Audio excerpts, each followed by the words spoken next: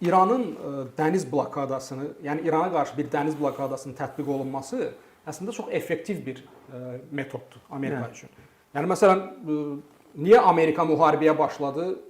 Mən tam daha doğrusu yəni aydındır. Daha çox İsrailin, Netanyahunun burada çox böyük rolu oldu. Yəni Trump üzərində təsirinin burada çox böyük rolu var ki, Amerika müharibəyə daxil oldu. Əslində yəni bütün yəni müharibə nə vaxt başlayır, nə vaxt müharibəyə əl atılır? Bütün digər vasitələr, üsullar tükəndikdən sonra. Yəni sən tutaq ki, bu problemi həll etmək istəyirsən, haqlısan, haqsızsan o ayrı məsələ, onu qoyuram bir kənara. Bu problemi həll etmək istəyirsən və bütün yollardan istifadə edirsən. Bütün o yollar, o metodlar, üsullar nəticə vermədikdən sonra ən son addım olaraq, ən son çarə kimi bir dövlət müharibəyə əl atır. Amma bu İran məsələsində bütün digər üsullar, vasitələr tükədilmədi. Yəni məsələn bu dəniz blokadasının özü də onu göstərir ki, əgər müharibəyə başlamadan Amerika İranı dənizdən blokadaya alsaydı, daha real nəticələr əldə edə bilərdi. Yəni müharibəyə bəlkə də heç ehtiyac qalmazdı. Çünki bu çox effektiv bir vasitədir Amerikanın əlində. Yəni həqiqətən də əgər bu blokada tam və qəti şəkildə həyata keçirilərsə, hansı ki Amerikan tərəfinin iddiasına görə onlar heç bir gəmini bu müddətdə buraxmadılar. Yəni blokada elan olunduqdan sonra ayın 13-də elan olundu və Amerika Mərkəzi Komandanlığının açıqlamasına görə onlar o müddətdə indiyə qədər bir dənə olsun İran gəmisini Hörmüz boğazından okeana buraxmayıblar. Bu isə İrana çox ağır zərbə vura bilər iqtisadi baxımdan. Çünki İranın əsas ixrac marşrutu məhz dəniz yolu ilədir. Yəni Hörmüz boğazından keçən İran gəmiləri aşağı enir və şərqə doğru istiqamətlənir Çinə və Hindistana. Yəni İranın əsas ixracı bu iki ölkəyə, Çinə və Hindistana. Xüsusən İran neftinin əsas alıcısı Çindir. Yəni bu baxımdan İran neftinin ixracının 80%-i bu marşrutla keçir. 80%. Yəni bu çox yüksək bir rəqəmdir.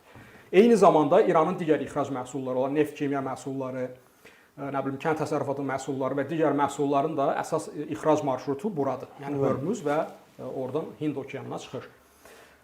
Bu baxımdan Amerika bu blokadanı davam etdirərsə, xeyli müddət davam etdirərsə, İran iqtisadiyyatı tamamilə çökə bilər, kollapsa düşə bilər. Yəni İranın bu əsas gəlir mənbəyi nədir? Neft. Neft, qaz gəlirləri. Bunu da əngəllədikdən sonra, yəni böyük hissəsini əngəllədikdən sonra İran rejimi faktiki ayaqda qala bilməz. Yəni öz maaşlarını ödəyə bilməz. Məmurların maaşlarını ödəyə bilməz. Sepah döyüşçülərinin maaşlarını ödəyə bilməz. Sonra o vəkil gücləri, proksi gücləri ki var regionda, onların maaşlarını ödəyə bilməz. Yəni bu baxımdan əslində bu çox effektiv vasitədir və heç müharibəyə girmədən əslində Amerika bu dəniz blokadasına başlasaydı, dediyim kimi, daha ciddi nəticələr bəlkə də qısa müddətdə əldə edə bilərdi və İran rejimini bu güzəştlərə məcbur edə bilərdi. Ona görə də yəni İran əslində dünənki məsələn qərar, Hörmüz boğazının açılması qərarı da məhz bunun təsiri ilə verilmişdi ki, əgər bu blokada daha bir müddət davam eləyərsə və biz öz ixrac məhsullarımızı bazara çıxara bilməzsə, təkcə ixrac yox. İranın idxal elədiyi məhsullar da oradan gəlir. Və Amerika onları da buraxmır.